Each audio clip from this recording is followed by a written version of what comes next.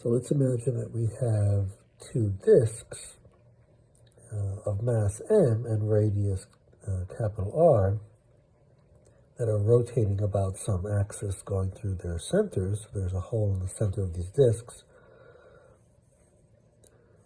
Okay, so the radius of the disk is R, and the mass is m, and this one is rotating at angular speed, let's say omega star. And there's another one below this, so they are one on top of, this one on top of the other one, and I'll try to make the other one the same kind of object, a hole through the center, and the mass is m, and the radius of this one is also capital R, but it's not rotating, and this one is allowed to drop onto this one, and then there's friction between the two, and so they end up moving with a common angular speed. So it looks something like this.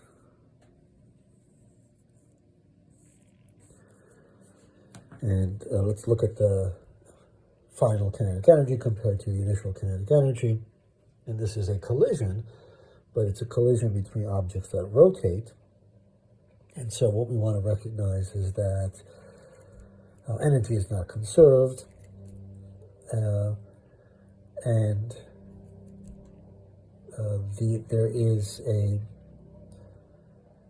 there's no torque about the center of the rod, right? So although the objects collide, there are internal torques, right? So this is kind of like the rotational analog of two objects attached to a string.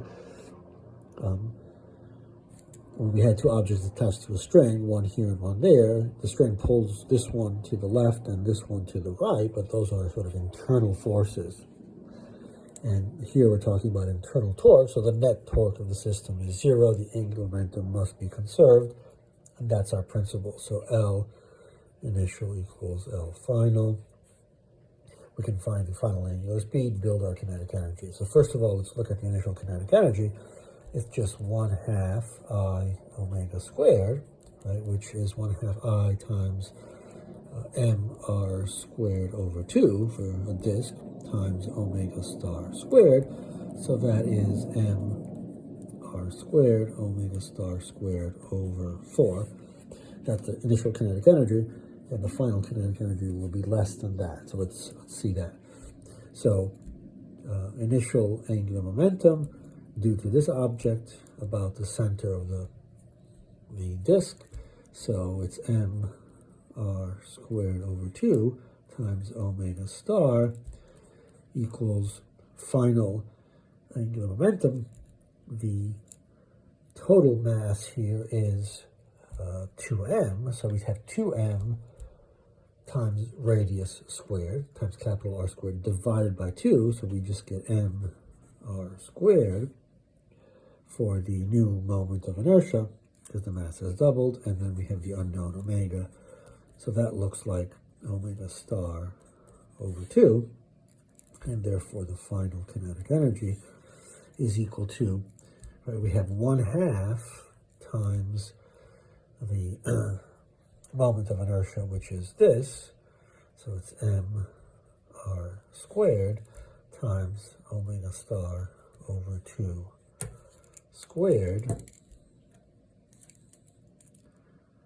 and my pencil is ruined, so we go to this one, squared, and so we have 4 here times 2, that's 8, so it's mr squared omega star squared divided by 8, that's half of the initial kinetic energy.